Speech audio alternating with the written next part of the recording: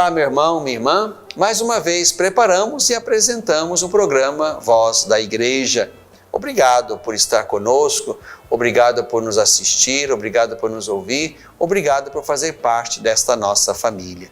Bebendo da fonte, vamos hoje visitar um texto de São Lucas, os 10 leprosos curados por Jesus e a gratidão de um deles, um samaritano, que nos ensina a lição da gratidão e da fé. No coração deste tempo, vamos partilhar o que Deus nos concede viver nesse momento. O Sínodo para a Amazônia, o dia do Nascituro, a festa de Nossa Senhora Aparecida. Uma igreja em caminho. Vamos saber e nos alegrar por aquilo que Deus nos concede neste tempo da nossa história, poder viver com Ele, expressando mais uma vez na sua direção a nossa gratidão e a nossa fé. Fique conosco, o programa Voz da Igreja está apenas começando.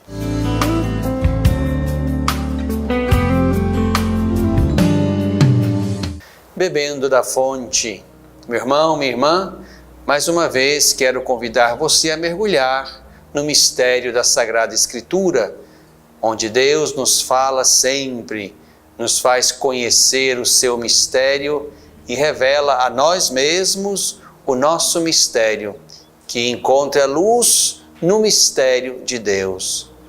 No mistério do Verbo, encontra luz o mistério do ser humano. Aqui nós aprendemos do Concílio Vaticano II. Então vamos visitar o texto de Lucas, Lucas capítulo 17, versos 11 a 19. A caminho de Jerusalém, Jesus passava pelas regiões da Samaria e da Galileia. Num dia em que entrava num povoado, vieram ao seu encontro 10 leprosos.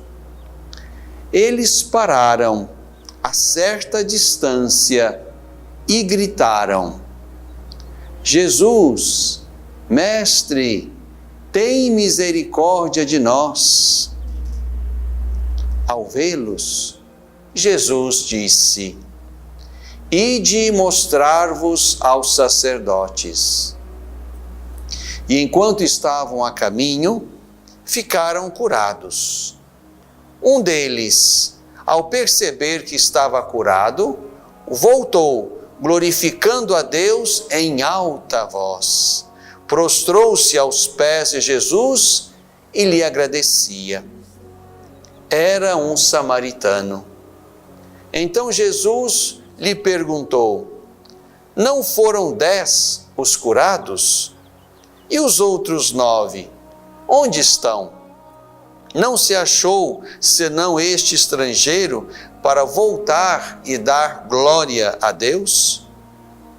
E disse-lhe: Levanta-te e vai, tua fé te salvou. Meu irmão, minha irmã, estamos diante, mais uma vez, de um belo texto de Lucas, que é só de Lucas. Há também, no próprio Evangelho de Lucas, uma outra narrativa, que também podemos encontrar em Mateus e Marcos, onde um leproso se aproxima de Jesus. Aqui estamos diante da cura de 10 leprosos. E aqui há elementos importantes que nos ajudam a nos situar dentro do caminho de Jesus e dentro do Evangelho de Lucas. A caminho de Jerusalém, diz o texto. Exatamente aqui neste caminho, na direção de Jerusalém, que nos evangelhos de Mateus, Marcos e Lucas, Jesus vai se revelando, vai realizando seus sinais, vai pregando e anunciando o reino. Na versão dos sinóticos, Jesus vai uma única vez a Jerusalém e é aí no caminho que ele então revela a sua identidade. Num certo povoado, diz o texto, 10 leprosos se aproximam, param a certa distância e gritam. Aqui estamos diante de uma postura correta naquele momento. Os leprosos não podiam se aproximar. não podiam ser tocados. No outro texto, onde Jesus cura um leproso, Jesus toca nele. Mas aqui estão à distância gritam e suplicam misericórdia. Jesus, Mestre, tem misericórdia de nós. Certamente ouviram falar daquilo que aquele homem tinha feito antes, daquilo que aquele homem tinha feito por outras pessoas, e por isso suplicam a misericórdia de Jesus, a quem eles chamam Mestre, como quem também quer se colocar na direção deste que porta uma misericórdia que os leva a usufruir ou a suplicá-la sobre eles e a sua enfermidade. A lepra era algo que, de fato, marcava miseravelmente o portador dela. O leproso era aquele que fora tocado de tal forma por Deus, por aquilo que ele tinha feito ou os seus antecedentes, que Deus colocou naquela carne um verme que a comia, a ponto de ir apodrecendo-se lentamente, como de fato era a situação dos leprosos naquele tempo. Eram excluídos da comunidade, viviam fora, em grupos, nas cavernas. E quem fazia essa exclusão, ou quem poderia declarar a cura e trazer de volta para dentro da comunidade, eram os sacerdotes. Por isso Jesus ordena: ide mostrar-vos aos sacerdotes. Isto é, ide àqueles que podem reconhecer a vossa pureza, a vossa sanidade, a vossa cura. E é no caminho que eles se percebem curados. E um deles, um estrangeiro, volta para agradecer a Jesus.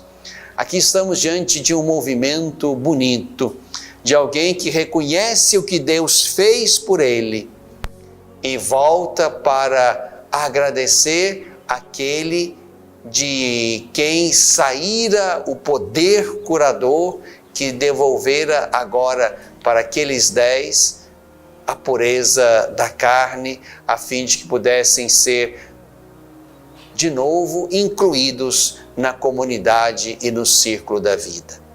Importante aqui percebemos que a atitude daquele leproso que volta e que era estrangeiro é a atitude de fato daquele que crê, daquele que reconhece que Deus fez algo por ele, que a misericórdia de Deus foi colocada sobre ele, sobre a sua vida, e por isso volta reconhecendo e agradecendo o que Deus fez.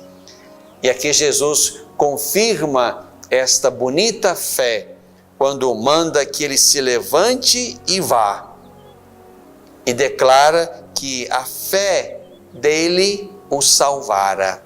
Tua fé te salvou.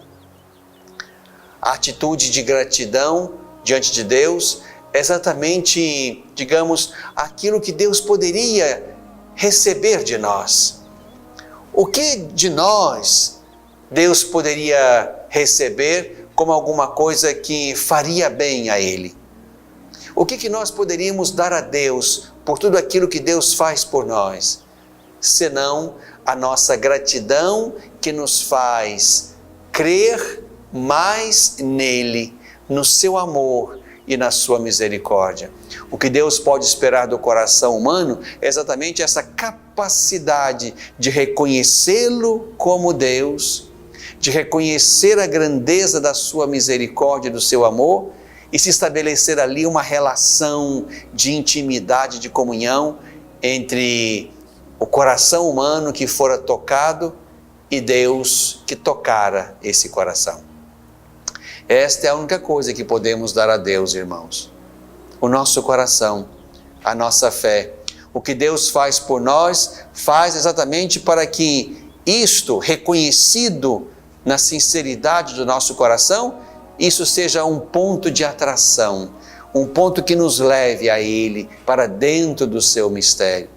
Aqui estamos diante de uma gratidão que faz reconhecer a fé daquele leproso, daquele que era leproso, e mais do que isso, certamente, uma gratidão que faz com que aquele leproso, de fato curado, coloque-se também diante de Jesus, reconhecendo-o como Deus. E por que não, colocando-se também no caminho. Isso certamente é o que também nós podemos realizar no caminho do nosso seguimento a Jesus Cristo. Reconhecer com gratidão tudo que Deus fez e faz por nós, e dando-nos a Ele, num ato de confiança, num ato de intimidade sempre maior, de comunhão sempre mais profunda, de modo que aí, neste lugar, debaixo e dentro do amor de Deus, nós possamos reagir também a este amor que recebemos dele, na forma de um caminho levado a sério, um seguimento que nos leve a assumir para nós os compromissos de quem pertence a Deus, uma fé que nos leve de fato a nos comportar como quem pertence a Deus. A gratidão nos leva a reconhecer o que Deus faz por nós. E nesse reconhecimento nós nos damos a Ele num ato de fé bonito, profundo, sincero.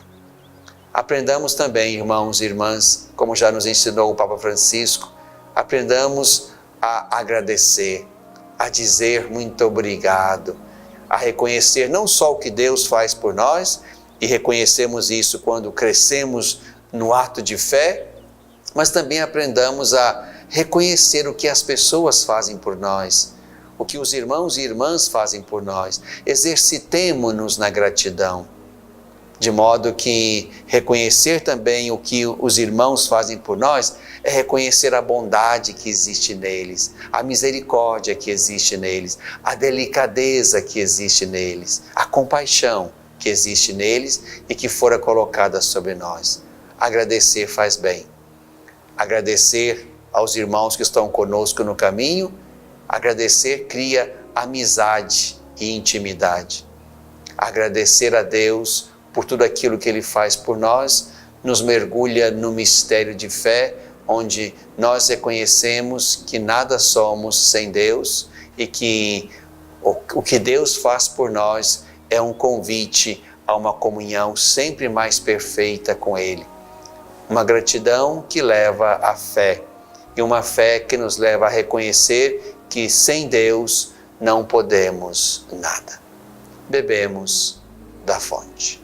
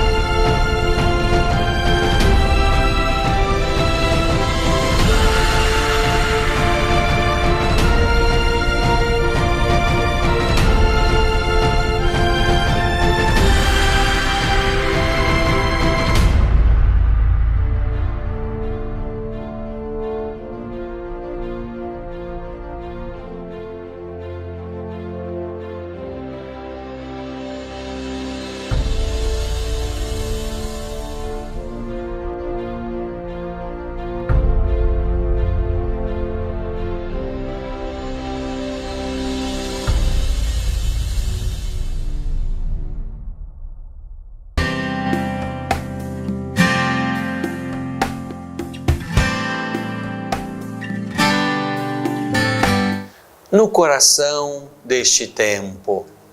Estamos no mês de outubro, mês missionário extraordinário, mês do Rosário, mês do Sínodo para a Amazônia, mês de Nossa Senhora Aparecida e de tantos outros santos que são tão caros à nossa gente que crê e que é tão devota.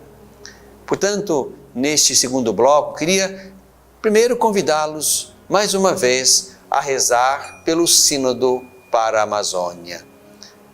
Nesse momento, o Sínodo já está acontecendo, o Papa Francisco está reunido com uma bela comunidade de bispos, sacerdotes, leigos e leigas, pessoas ligadas à vida e à história da Amazônia, pessoas cuja vida se passa ali, naquele belo pedaço do nosso Brasil e da nossa América do Sul. Rezemos para que aqueles irmãos, ajudados pelo Papa e com o Papa, escutem o Espírito e na luz do Espírito possam conhecer aquela realidade, possam reconhecer os desafios que existem lá e possam pensar também caminhos para evangelizar, isto é, para anunciar Jesus Cristo naquela bela região.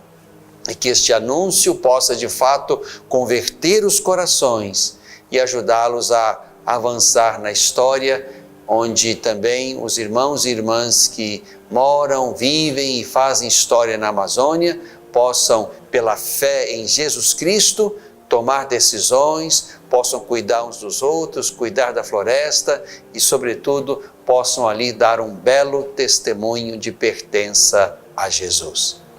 Mas também, nessa semana, no dia 8 de outubro, celebramos o dia do nascituro, das crianças que estão nos ventres das suas mamães, sendo geradas dia após dia, até que chegue o dia de virem à luz e de conhecerem o mundo e tudo aquilo que faz parte da história da nossa humanidade.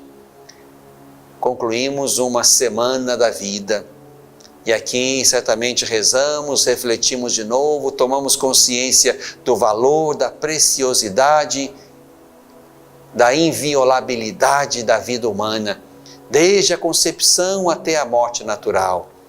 E esta é exatamente a postura da Igreja. Esta é a postura que enxergamos em Jesus. A vida humana em todas as circunstâncias, desde o momento inicial da fecundação, onde ali já se pensa e já se admite a existência de um ser humano, de um estatuto humano, porque aquela célula inicial vai desenvolver-se e vai chegar a ser não outra coisa senão uma vida humana, um corpo humano, dotado, portanto, de um estatuto sobrenatural, transcendental, inviolável, divino, até que chegue a morte natural, onde a idade, onde a enfermidade, ou onde outro processo humano natural ou possível coloque fim àquela vida. E aí, depois dessa semana bonita, onde nós rezamos e certamente refletimos sobre isso na comunidade ou individualmente, nós também celebramos o dia do nascituro e nos comprometemos de novo, mais uma vez, ao cuidado da vida que nasce, a vida que está sendo gerada. Aqui quero convidar você que me assiste, sobretudo aqui na nossa Diocese de Divinópolis, a um empenho sempre maior ao redor da pastoral da criança. Precisamos recuperar e fazer crescer entre nós esta pastoral, sobretudo nas periferias, mas também em toda parte, de modo que as gestantes, as crianças recém-nascidas, as crianças dos primeiros anos de vida, sejam ajudadas, acompanhadas, assistidas, de modo que não falte a comida, não falte o leite materno, não faltem os remédios, não faltem as vacinas, não falte amor. A pastoral da criança certamente é um belo lugar de cuidado. Aqui em Minas Gerais celebramos há poucos dias 35 anos de implantação da Pastoral da Criança. Quantas vidas foram de fato esticadas e cuidadas, porque chegaram ali os agentes da Pastoral da Criança que ajudaram aquelas famílias, aquelas mamães a cuidarem com zelo das suas crianças que estavam ainda nos ventres ou nasceram há pouco. Deus seja louvado pelo trabalho bonito, eficiente, salvador da nossa Pastoral da Criança.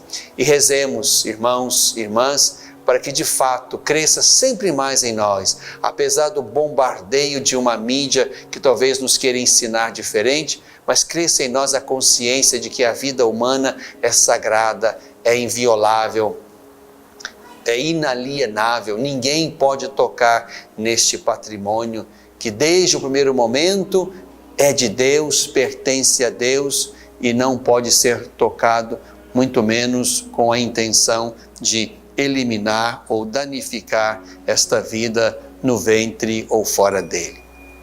Mas também queria convidar você, meu irmão, minha irmã, a olhar mais uma vez com alegria, com gratidão, com devoção para a Virgem Santíssima, Senhora Aparecida, como celebramos neste 12 de outubro. Quão preciosa para nós é esta devoção, é esta festa.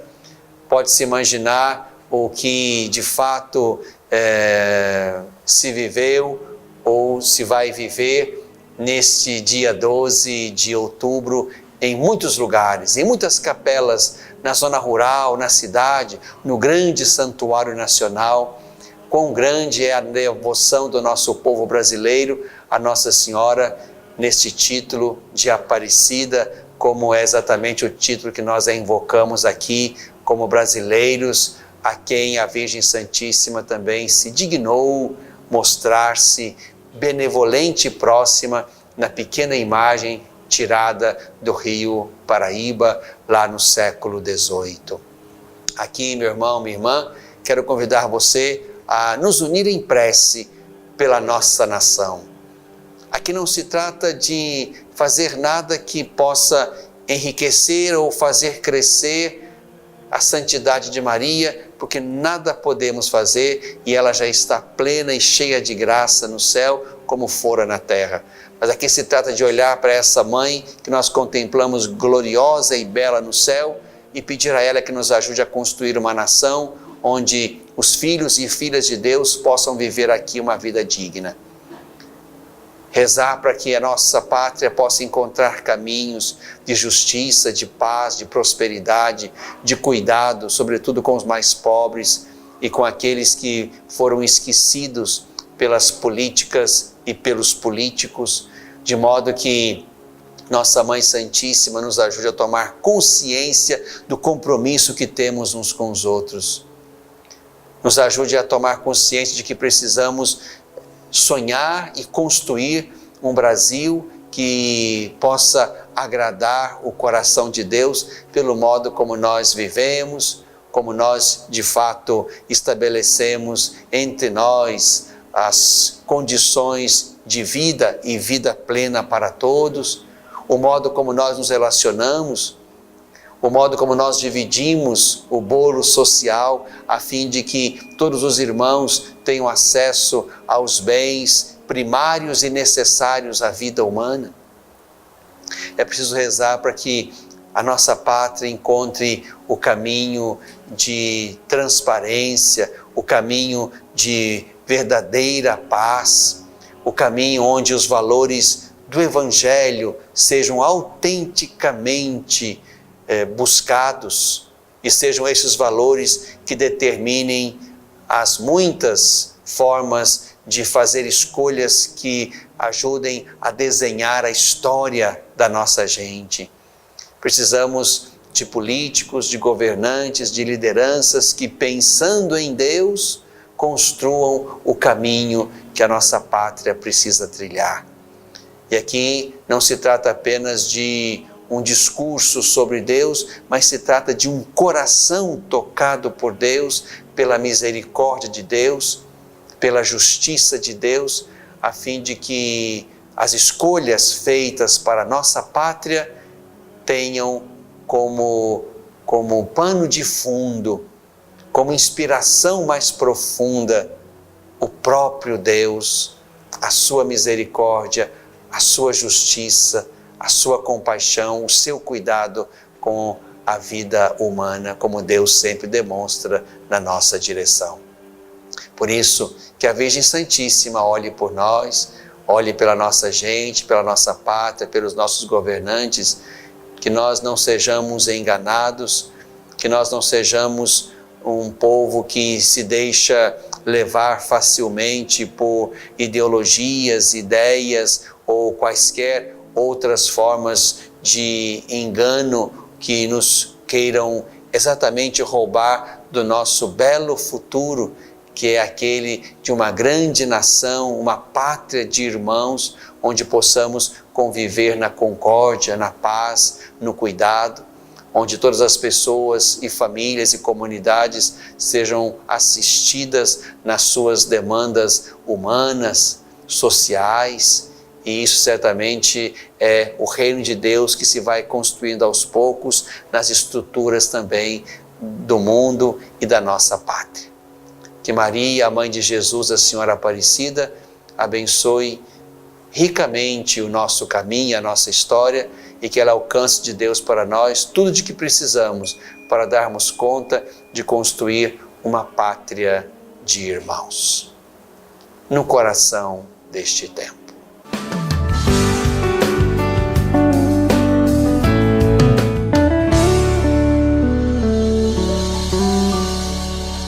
Às vezes, tudo que uma criança precisa para superar uma tempestade em sua vida familiar é encontrar um lar provisório.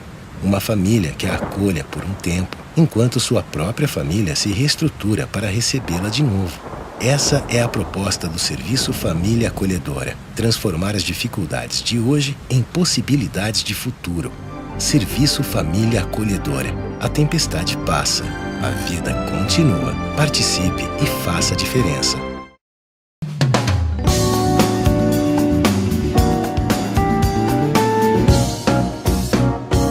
Uma igreja em caminho. Meu irmão, minha irmã, reconhecemos que Deus tem feito muito em nós, no meio de nós e para nós. E queremos também, como aquele leproso curado, nos expandir em reconhecimento e nos colocar diante dele com um coração que de fato quer crescer na fé e ser capaz de uma fidelidade sempre maior a este Deus que nos ama e nos assiste. Quero convidar você para se alegrar conosco e por aquilo que Deus fez por nós. Neste final de semana, no dia 12 de outubro, festa de Nossa Senhora Aparecida, vamos celebrar também os 60 anos da paróquia de São Francisco de Assis, lá em Pará de Minas. Essa paróquia foi criada exatamente no mesmo ano em que a diocese fora criada, em 1959. Estamos então há 60 anos desta bela data e aí queremos, com o Padre Edivan, com aquela comunidade paroquial, queremos agradecer a Deus por tudo que Ele fez por aquela gente e por tudo que Deus permitiu que aquela boa gente fizesse e testemunhasse no coração da cidade de Pará de Minas. Então, no dia 12, às 19 horas, vamos nos encontrar lá na bela matriz de São Francisco, que será dedicada naquela noite para alegrar-nos com o que o Senhor fez por nós, pela nossa igreja, por aquela paróquia. Também quero convidar a todos para rezar e aqueles que puderem participar conosco do encontro estadual dos grupos de oração universitários. Esse encontro, aos cuidados do Ministério Universidades Renovadas, esse encontro vai acontecer em Itaúna, neste final de semana.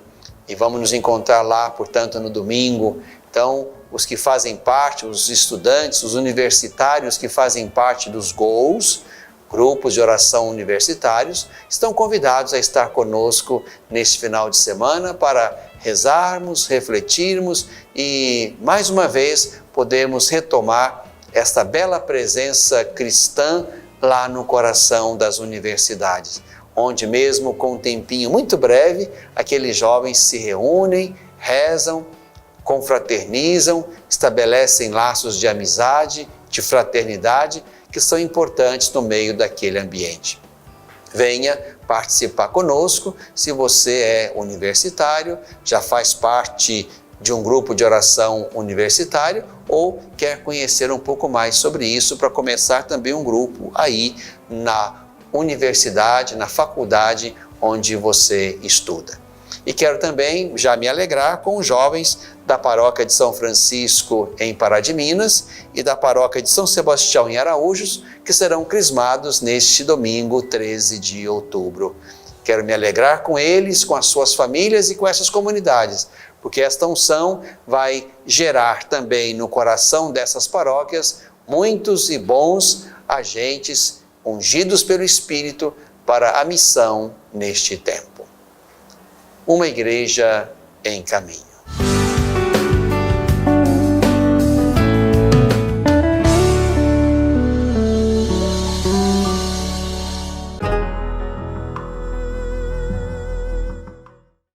Pornografia infanto-juvenil é crime.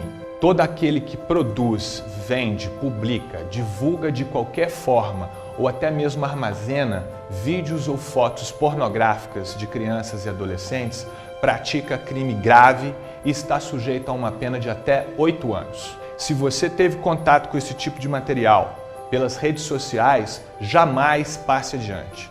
Não divulgue e nem guarde essas imagens criminosas. Denuncie quem publicou ao promotor de justiça ou à polícia. Defender a criança é responsabilidade de todos nós, todos contra a pedofilia.